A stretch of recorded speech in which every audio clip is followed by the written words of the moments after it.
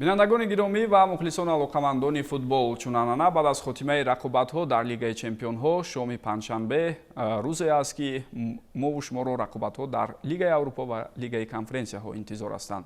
Ва дар ин ду мусобиқа мо тавре дидем ҳафтаи гузашта дар ҷуфтое ки бозиҳо сурат гирифтанд, дар аксари онҳо ҳоло номуайянӣ ҳаст, яъне баъд аз хотимаи бозиҳои якум ҳоло метавонем бигӯем, ки ҳассосият ва ҷолибияте дар пеш мову шуморо интизор аст.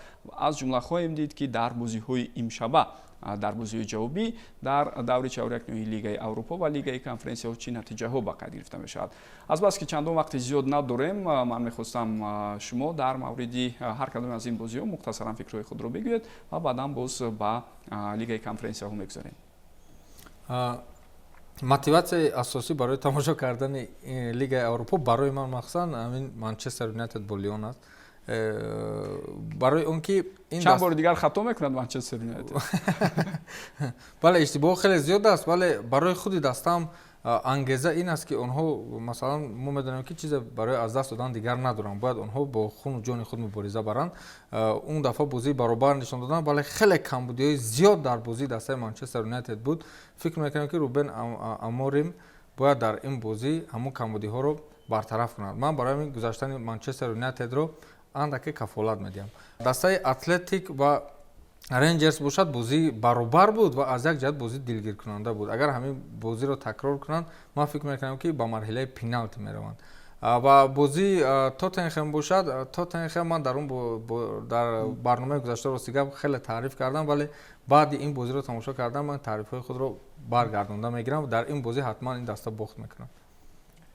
дар бозии Атлетик ва Рейнджерс бартарӣ ба фоидаи Атлетик хоҳад буд, чунки финал дар Билбао мешавад. онҳо кӯшиш карда исторанд ки ҷом дар шаҳри онҳо боқӣ монад ва дидем ки Ромаро паси сар гузоштанд ва дар ин бозӣ ман бештар бартариро ба Атлетик Билбао метиҳам.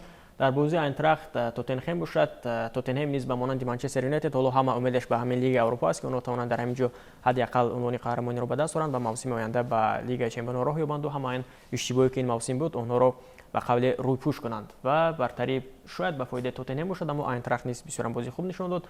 дар бозии Манчестер Юнайтед ва Лион мо медонем ки Юнайтед то ҳанӯз дар Лигаи Аврупо шикаст нопазир аст ва ҳама умеди роҳбарияти даста Рубен Аморим, мухлисони даста низ ба ҳамин мусобиқа аст, ки онҳо низ тавонанд ки дар ҳамин Лигаи Аврупо тавонанд ки ғолибият ба даст оранду мавсими оянда ба Лигаи Чемпионҳо раванд ва он ҳама нокомие ки дар Премер Лига ин мавсим даста дорад, бо он ҳама антирекордое ки ҳаст, онҳоро ба қавле рӯпӯш кунанд ва мо дидем ки Онанаро дар бозии гузашта бо Ньюкасл ба майдон набаравард. Рубен Аморим гуфт ки истироҳат кунад. ба ҳайат шомил бале ба ҳайат шомил накард, чунки дар бозии бо Лион маҳз ду иштибоҳи ӯ буд, ки онҷо Лион гол зад ва баъдан бо Матич баҳсо буданд, ки ӯ аз ҳама бадтарин дарвозабони дастаи чӣ гуфта собиқ бозигари Манчестер Юнайтед Онанаро ишора кард. ва дидем ки дар бозӣ бо Ньюкасл низ дарвозабони турк Алтай Баиндир аввалин бор дар Премер Лига ба майдон баромаду онҷо чӣ кор кард?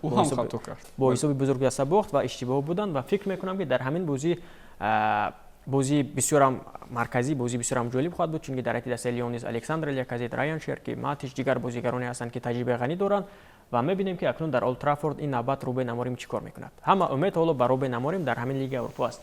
дастаи Латсио ки дар бозии аввал аз Бодио Глимт мағлуб шуд дар ҳамон фазои барфие ки онҷо буд, фикр мекунам ки Латсио яке аз муддаиён низ ин даста аст, чунки онҳо аз мавқеи аввал дар бозии марҳилаи гурӯҳӣ роҳи худро то ба ҳамин марҳила оварда расониданд ва мебинем ки дар Рим Бодио Глимт оё метавонад ки Латсиоро паси сар гузарад ё Латсио метавонад ки ба даври баъдӣ равад. бале агар Бодио Глимт гузарад, воқеан яке аз ҳангомаҳои асосӣ хоҳад буд, чунки бошгоҳи норвегӣ дар ҳамин мавсим умуман натиҷаҳои худро тавре барои мо нишон дода истодааст, бисёриҳоро дар ҳайрат мегузорад.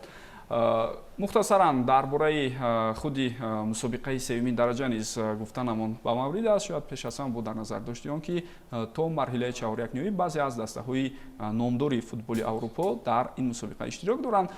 хуб бозиҳои дар пеш истодаи Лигаи Конференсияҳоро ҳоло мехостем барои мо пешниҳод кунанд. Челси албатта дар ҷуфти рақобатҳо муқобили дастаи Легия дар бозии якум аллакай қадами устувор гузошт. ҳамчунин Фиорентина низ ва Бетису Рапид ҳам ҳаракат мекунанд, ки ҳатман ба марҳилаи нимниҳоӣ роҳи худро ҳамвор кунанд. бинандагони азизу арҷманд, ҳоло ман аз коргардон хоҳиш мекардам, ки он бозиҳое ки имшаб мо шуморо интизор ҳастанд дар мусобиқа ва соати пахши онҳо дар шабакаҳои телевизионии варзиши футболро ҳам пешниҳодӣ мо кунанд.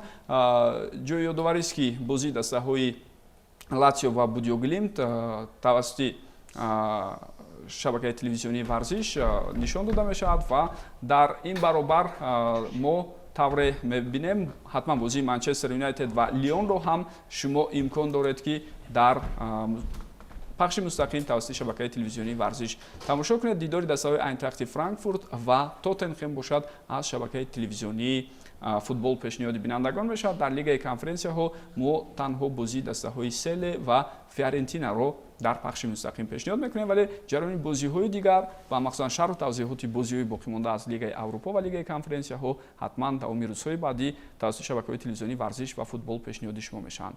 хуб дӯстони азизу арҷманд, вақти ҷудошуда ҳам ба барномаи навбатии Аврупо афрӯз инҷо хотима меёбад. изҳори сипос мегӯям ба Фирдавс ва Фаридун ки дар барнома ҳузур доштанд. мо ба таври муфассал аз бозиҳое ки шаби гузашта дар лигаи чемпионҳо буд таҳлилу баррасӣ кардем ва рӯнамоии бозиҳои имшабаи ду мусобиқаи дигари аврупоиро низ анҷом додем. дӯстони гиромӣ, дар ҳамин ҷо бо шумо хайрухуш мекунем то дидорҳои дигар. сеҳатманду комёб бошед. бигзор пирӯзӣ доимо насиби дастаи дӯстдоштаи шумо бошад. хайр.